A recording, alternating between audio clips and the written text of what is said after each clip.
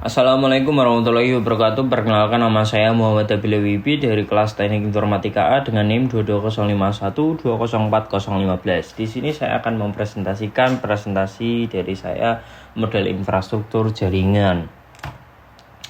Infrastruktur jaringan sangat penting dalam dunia modern karena memainkan peran sentral dalam menghubungkan orang, perangkat, dan data di seluruh dunia. Berikut beberapa alasan mengapa infrastruktur jaringan itu penting. Satu, ada komunikasi. Infrastruktur jaringan memungkinkan komunikasi yang sangat efisien dan instan antara individu, perusahaan, dan negara-negara. Ini mencakup panggilan telepon, email, obrolan video, media sosial, dan banyak lagi. Komunikasi yang kuat adalah dasar kolaborasi bisnis dan hubungan pribadi. Yang kedua, ada akses ke informasi. Infrastruktur jaringan memberikan akses ke berbagai sumber informasi seperti internet, basis data, perpustakaan digital, dan sumber daya pendidikan. Ini memungkinkan orang untuk belajar, melakukan riset, dan mendapatkan pengetahuan tentang berbagai topik. Lalu yang ketiga, ada bisnis dan perdagangan. Dalam dunia bisnis, infrastruktur jaringan memungkinkan organisasi untuk beroperasi secara efisien. Mereka dapat mengelola inventaris, mengkoordinasi rantai pasokan, melakukan transaksi elektronik, dan berkomunikasi dengan pelanggan mereka. Infrastruktur jaringan yang sangat kuat memungkinkan bisnis untuk berinovasi dan menciptakan model bisnis baru. Pendidikan, infrastruktur jaringan memainkan peran besar dalam pendidikan modern. Dengan akses internet, siswa dapat mengakses sumber daya pendidikan online, mengikuti kursus jarak jauh, dan berkomunikasi dengan instruktur dan teman sekelas mereka. Perancangan jaringan yang sangat baik, sangat krusial karena memiliki dampak langsung pada kinerja, keamanan, dan efisiensi operasional jaringan. Satu, ada kinerja yang optimal. Perancangan yang baik memungkinkan jaringan untuk beroperasi dengan kinerja yang optimal. Ini berarti pengguna dapat mengakses data dan layanan dengan cepat tanpa perlu banyak waktu penundaan atau pemadaman. Skalabilitas jaringan yang dirancang dengan baik dapat dengan mudah disesuaikan dengan pertumbuhan. Ini berarti Anda tidak perlu melakukan perombakan besar-besaran ketika bisnis atau organisasi Anda berkembang. Bisnis dan perdagangan. Dalam dunia bisnis, infrastruktur jaringan memungkinkan organisasi untuk beroperasi secara efisien. Mereka dapat mengelola inventaris, mengkoordinasikan rantai pasokan, melakukan transaksi elektronik, dan berkomunikasi dengan pelanggan mereka. Inovasi teknologi. Infrastruktur jaringan adalah fondasi bagi inovasi teknologi. Ini mendukung pengembangan dan pengujian teknologi baru seperti internet of things, kecerdasan buatan, AI, dan kendaraan otonom. Lalu kesehatan. Dalam bidang kesehatan, infrastruktur jaringan memungkinkan pertukaran informasi medis dan rekam medis elektronika yang dapat menyelamatkan nyawa. Telemedicine juga semakin penting, memungkinkan pasien untuk berkomunikasi dengan dokter mereka dari jauh. Komponen infrastruktur jaringan, ada router. Router menghubungkan dua atau lebih jaringan dan mengarahkan lalu lintas data antar mereka. Mereka berfungsi sebagai pengendali lalu lintas jaringan. Lalu yang kedua adalah switch, menghubungkan perangkat dalam jaringan lokal atau bisa disebut LAN dan mengirimkan data hanya ke perangkat yang dituju, meningkatkan efisiensi lalu lintas jaringan. Firewall merupakan perangkat atau perangkat lunak yang digunakan untuk melindungi jaringan dari serangan cyber atau mengontrol akses ke sumber daya jaringan. Server merupakan perangkat yang menyediakan layanan seperti penyimpanan data, hosting situs web, dan layanan aplikasi. Perangkat lunak, ada sistem operasi jaringan, merupakan perangkat lunak yang menjalankan atau mengelola perangkat keras jaringan seperti Windows Server, Linux, atau IaaS. Protokol jaringan adalah aturan dan format komunikasi yang digunakan oleh perangkat untuk berbicara satu sama lain. Contoh protokol termasuk TCP/IP, HTTP, dan SMTP. Lalu yang terakhir adalah aplikasi jaringan, merupakan perangkat lunak yang memungkinkan fungsi spesifik dalam jaringan seperti email, obrolan, atau berbagai file. Lalu ada kabel dan media transmisi. Kabel UTP merupakan salah satu jenis kabel tembaga yang paling umum digunakan dalam jaringan komputer. Ini digunakan dalam jaringan internet dan memiliki beberapa kategori seperti CAT 5E, 6, dan 7 yang masing-masing memiliki kemampuan transmisi data yang berbeda. Kabel serat optik menggunakan inti serat optik yang sangat tipis dan cocok untuk transmisi jarak jauh dan kecepatan tinggi. Kabel HDMI digunakan untuk menghubungkan perangkat audio dan video seperti komputer, televisi, dan konsol ke game ke layar. yang mendukung resolusi tinggi. WiFi, jaringan nirkabel WiFi menggunakan gelombang radio untuk mengirim data antar perangkat. Ini adalah media transmisi yang sangat umum digunakan untuk sebagian orang di rumah dan di tempat umum. Kelebihan dan kelemahan kabel tembaga. Kelebihan, memiliki biaya yang sangat terjangkau, mudah dibentuk, dan cocok untuk jarak pendek. Kelemahannya adalah terbatas dalam kecepatan, rentan terhadap intervensi, dan pengaruh jarak. Jadi semakin jaraknya panjang, semakin jelek sinyalnya. Lalu yang kedua ada kabel serat optik. Kelebihannya adalah serat optik mendukung transmisi data dengan sangat cepat dari jarak jauh.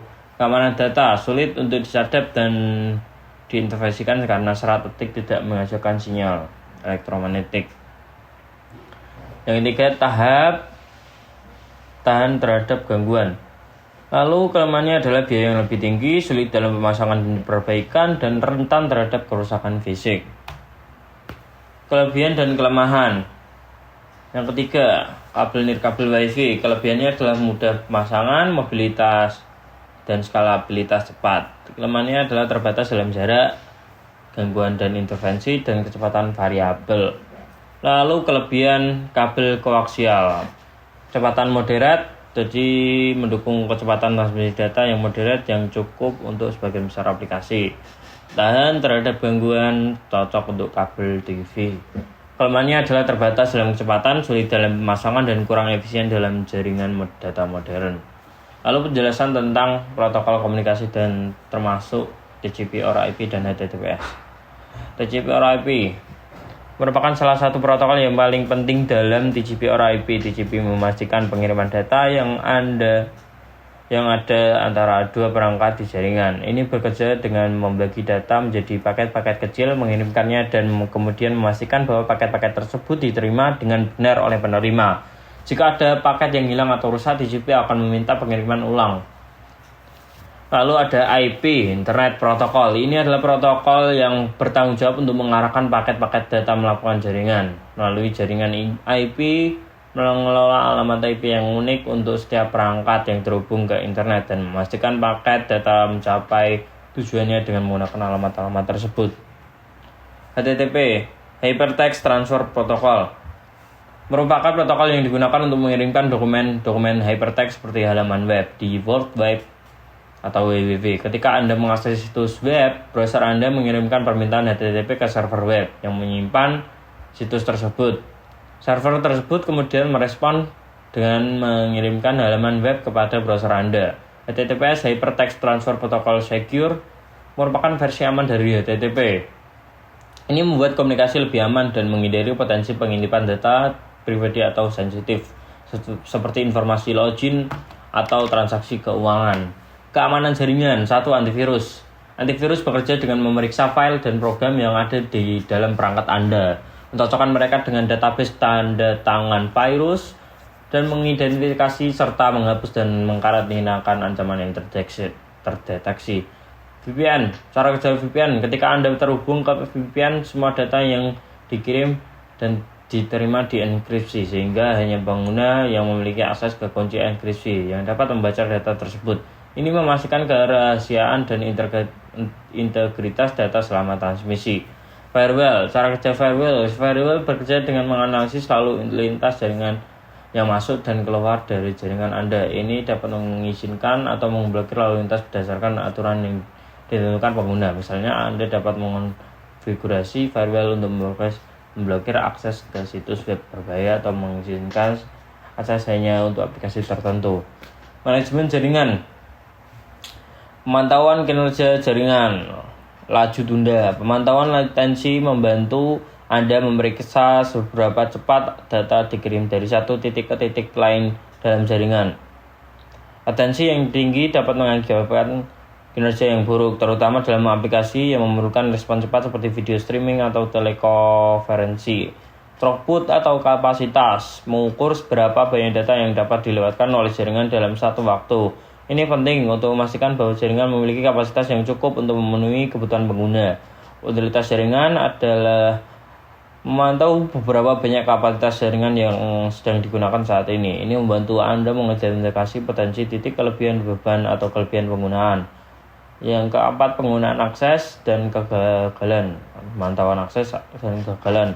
Anda juga perlu memantau siapa yang mengakses jaringan Anda dan mendeteksi tanda-tanda kegagalan atau serangan cyber.